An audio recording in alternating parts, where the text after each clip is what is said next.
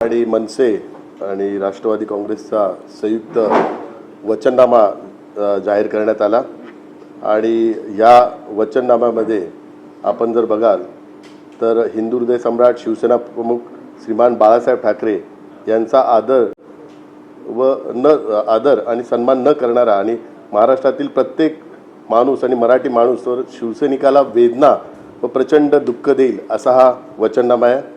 या वचननाम्यामध्ये बाळासाहेबांचा फोटो आहे पण बाळासाहेबांचा आत्मा नाही आहे। स्वतःला हिंदू सम्राटांचे वारस म्हणवणारे त्यांच्या जाहीरनाम्यातून हिंदू हृदय सम्राट, हिंदू, मराठी हे शब्द एका विशिष्ट समाजाला प्रसन्न करण्याकरता वगळलेले आहेत। ही एक अत्यंत दुर्दैवाची गोष्ट आहे। मी त्यांचा जो वचननामा आहे त्याचं टप्प्याटप्प्याने आपल्याला ह्या संदर्भातली माहिती देईल, परंतु त्यांनी सांगितलं की निवडणूक आयोगाच्यामुळे आम्ही हे शब्द वापरले नाहीत।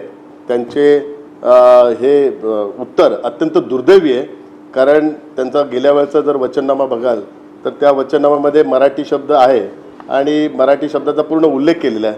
त्यावेळी निवडणूक आयोगाने कुठली कारवाई केली नाही आणि हिंदू हृदय सम्राट शिवसेना प्रमुख बाळासाहेब ठाकरे हे शासकीय याच्यात नोंद आहे, त्यामुळे त्या नावाचा उल्लेख करण्याकरता त्यांना अडचण काय, कारण त्यांनी त्यांच्या वचननाम्यामध्ये ह्या गोष्टीचा उल्लेख करताना जो शब्द ठाकरेंचा या गोष्टीचा पण उल्लेख केलेला आहे। तर काँग्रेससोबत जाणार नाही हा बाळासाहेबांचा शब्द होता, हिंदुत्वाशी तडजोड करणार नाही हा बाळासाहेबांचा शब्द होता।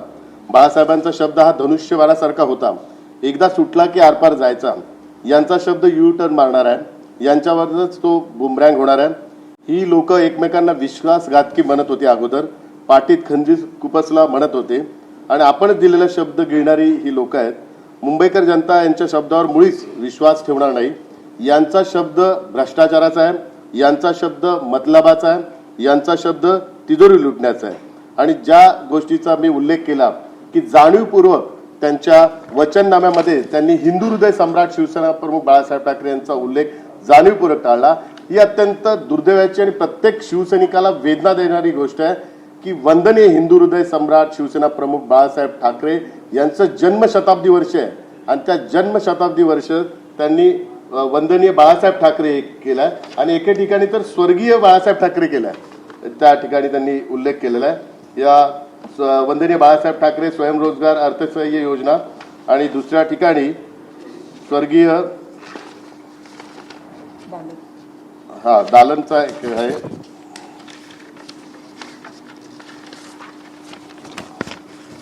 मुंबईची अनुभूती मध्ये स्वर्गीय बाळासाहेब उल्लेख केलेला आहे। त्यामुळे बाळासाहेबांच्या जन्मशताब्दी वर्षातच शिवसेना प्रमुख हिंदू हृदय सम्राट बाळासाहेब ठाकरे यांचा त्यांनी अपमान केलेला आहे। आणि हे दोघे भाऊ एकत्र कशा करता आलायत, मराठी माणसाकरता आणि मराठी भाषेकरता। पण आपण हा जर वचननामा बघाल तर काल बालकांनी तो वर्कशॉप सादर केलं, आज पालकांनी हा वचननामा सादर केलाय। आता बालकांनी जो सादर केलं खऱ्या अर्थाने त्याला कार्यशाळा बोला पाहिजे मराठीमध्ये, त्यांनी काय सादर केलंय, वर्कशॉप, इंग्रजी शब्द वापरलाय आणि ह्यांनाच इंग्रजी शब्द कोणी वापरला तर खळखटा कोणाच्या कानाखाली देतात, तर आता कोणाच्या कानाखाली देणार आहेत। आज त्यांच्या वचननाम्यामध्ये एक एक शब्द मी तुम्हाला वाचून दाखवतो जे त्यांनी, कारण ह्या वचननाम्यावर बॉम्बे स्कॉटिशचा खूप प्रभाव आहे। बॉम्बे स्कॉटिशच्या मुलांनी मला वाटतं हा वचननामा बनवला असेल, तर त्यामध्ये त्यांनी उल्लेख केलेला आहे इंग्रजी एक एक शब्द।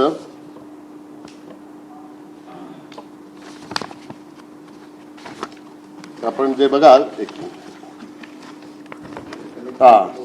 मुंबईसाठीची आपत्कालीन व्यवस्था यंत्रणा, hazmat response vehicle and all terrain all purpose. परत ज्यातील 40% हे इंग्रजी शब्द आहेत। Landscape urbanism and tactical urbanism. परत स्टार्टिंगचं काय कॅरेक्टरचा काय विषय होता, पहिलंच वाक्य कॅरेक्टरचा तो एक विषय आहे त्यांचा। आणि असे कित्येक मुंबईचं कॅरेक्टर हे करणार, तर असे मुंबईची अनुमती मध्ये त्यांनी लिहिलंय मुंबई पण अधोरेखित करण्यासाठी एस्थेटिक सेन्स बॉम्बे स्कॉटिश आणि मुंबईचे कॅरेक्टर जपलं जाईल।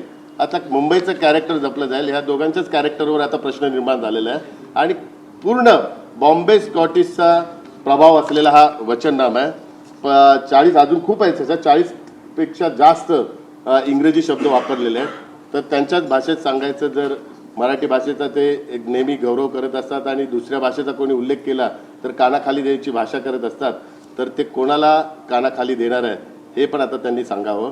त्यांना प्रश्न विचारण्यात आला होता की तुम्ही मुंबईकर हा शब्द ह्या वचननाम्यात घेतलेला आहे, तर तुम्ही मराठी शब्दाचा कारण उल्लेख केला नाही.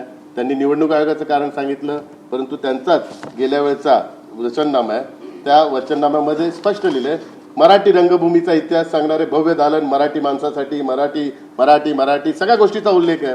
मग तेव्हा निवडणूक आयोगाने कुठली कारवाई केली नाही का? आणि निवडणूक आयोगाची भीती कशाला घेता?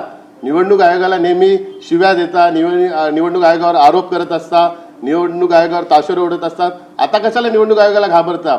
आम्ही हिंदू हृदय सम्राट शिवसेना प्रमुख बाळासाहेब ठाकरे बोलायला घाबरत नाही. निवडणूक आयोग असून दे, कोणी आमच्यावर कारवाई केली तरी चालेल.